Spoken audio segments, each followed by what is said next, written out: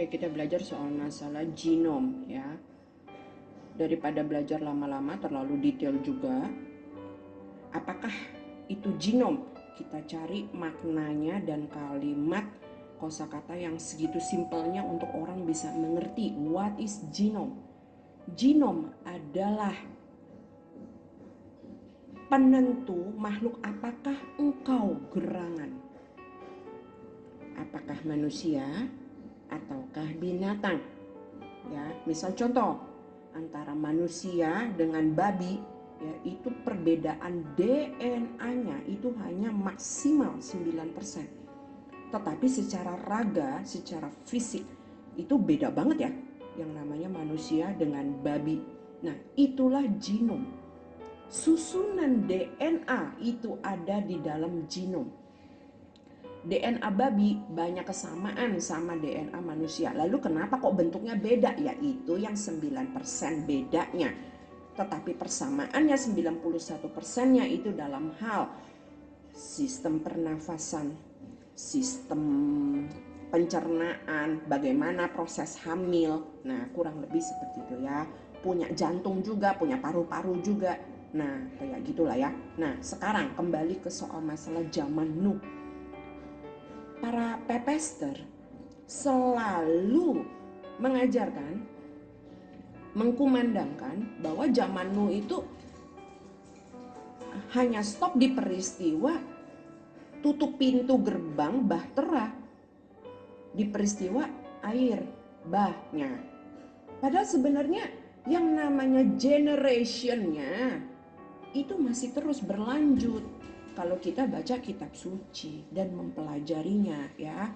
Nah, genom ini sebagai akar kata daripada Genesis. Kita kejadian nih kalau di kita ya. Generation, gene. Nah, ini akar katanya semua. Ngerti dong kalau generation itu apa? Generasi, regenerasi, keturunan. Nah, kita bahas sekarang soal masalah di zaman Nuh. Kenapa sih air bah itu perlu didatangkan? Tuhan bilang apa? Kejahatan manusia itu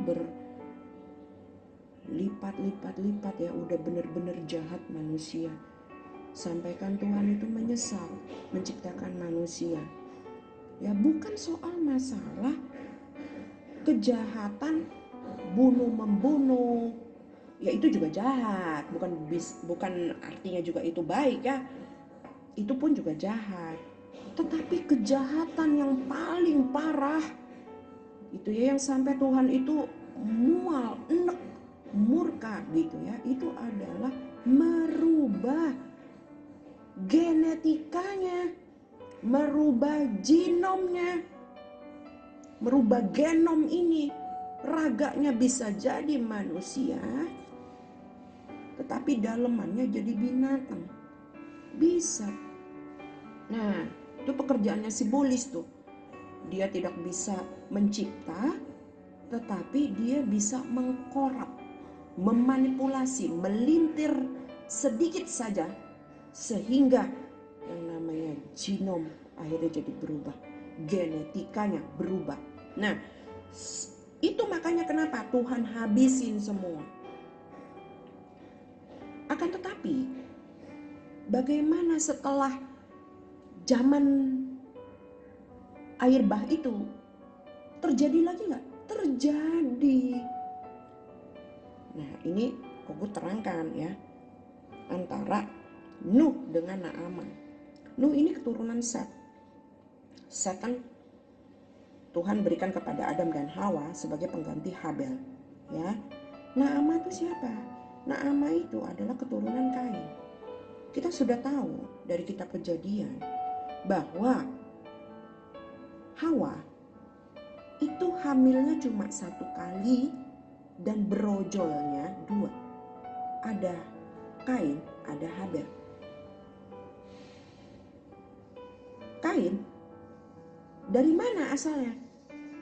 Ya kan Hawa sudah main gila sama si ular tua itu. Habel mati, dibunuh Kain. Lalu Tuhan menggantikan Set. Ya. Naamah itu adalah keturunan dari Kain. Istrinya Nuh, ya, itu namanya Naamah. Nuh itu nggak mau kawin sebenarnya karena udah nggak ada lagi perempuan yang murni genetikanya. Jadi Nuh ini kawin sama Naamah. Naamah itu umurnya berkali lipat daripada Nuh. Ya, jadi kayak berondong kawin sama nenek-nenek bangkotan. Kalau istilahnya bahasa kita sekarang ya. Nah, Nuh kawin sama Naamah. Nuh itu dikatakan murni. Yang murni itu apanya? Genetikanya. Lihat kondisi lahirnya Nuh.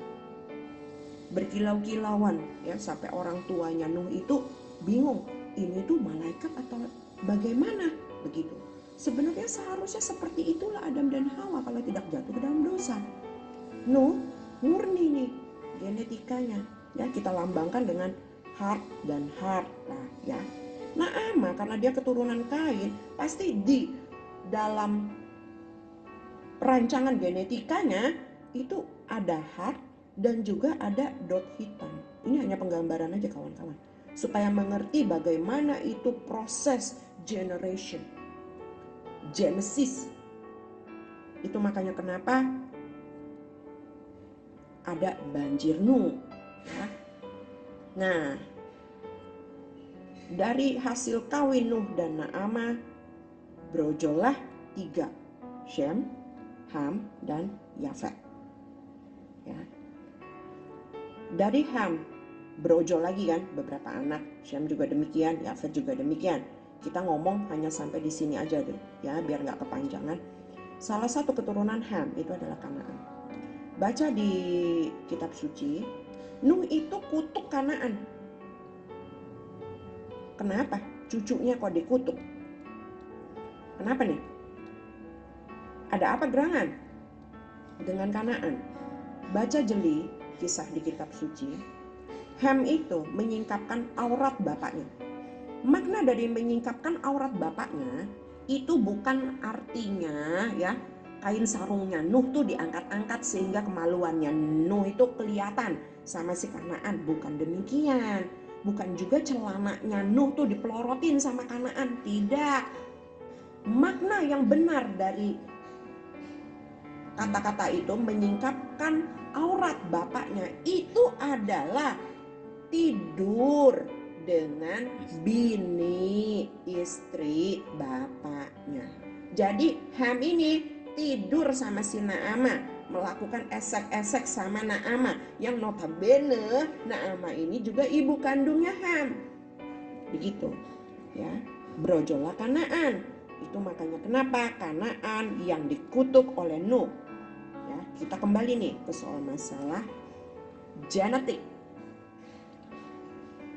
Probabilitas yang muncul di dalam genetiknya Kanaan itu ada 3 kemungkinan. Ya, yang ke satu itu adalah heart ketemu heart, yang heartnya dari Nuh dan Ham ketemu sama heartnya yang dari Naamah. Naamah pakai M aja lah ya. Kalau N sama N nanti bingung ya. M aja. Nah, probabilitas yang kedua adalah heart ketemu dot hitam, yaitu heart dari Nuh bertautan dengan dot hitam dari Naamah. Lalu probabilitas yang ketiga itu dot ketemu dot hitam, yaitu dot dari si Ham bertautan dengan dot hitam dari Naamah. Ya. Kenapa di sini muncul nih si Ham? Ya, dot hitam dari Ham. Karena Ham ini keturunan Nuh dan Naamah. Probabilitasnya dari genetikanya si Ham ya 2 ini. Dia bisa yang ini, bisa juga yang ini. Begitu. Makanya kitab suci mencatatkan Bagaimana itu bangsa Kanaan? Jadinya itu adalah bangsa raksasa yang memakan manusia. Jadi kisah-kisah di kitab Kejadian, Bilangan gitu ya, itu bukan kisah-kisah yang sembarang tulis, kawan-kawan. Semua juga ada panutannya, ada runutannya. Dan juga bukan mitos. Semua ada penjelasannya. Hanya tinggal bagaimana seseorang mempelajari, merenungkan siang dan malam kitab suci. Dan ada dasar ilmiahnya ya. Ya. Karena seringkali para saintis itu mengolok-olok Bible seakan-akan ini buku isinya hikayat gitu loh. Ya. Padahal kalau mau didalami dengan baik, dimengerti dengan baik ya, justru sesuai dengan kaidah-kaidah sains. Ya. Nggak bertentangan kok. Maka terberkat ya kawan-kawan ya, lewat penjelasan singkat ini jadi mengerti bagaimana pentingnya kalau kita bicara genom, kalau kita bicara genetika. Dan yang jadi ciri khas utama dari akhir zaman itu, makanya diibaratkan dengan seperti zaman Nuh dan Lot, itu adalah bicara genetika, rekayasa genetika. Di zaman Lot juga begitu, seorang anak gadis perempuan ya, meniduri bapak kandungnya. Perilaku yang tak wajar, perilaku seksual yang tak wajar, sehingga menghasilkan tuh bangsa-bangsa najis ya, terkutuk, bedegong gitu di hadapan Tuhan. Roh Tuhan itu tidak bisa bertautan gitu di dalam bangsa-bangsa tersebut. Pertanyaan yang penting adalah dari mana garisnya, generationnya, akar generationnya kalau bangsa 62. Neng neng neng. Neng neng neng. Ini ketemu juga.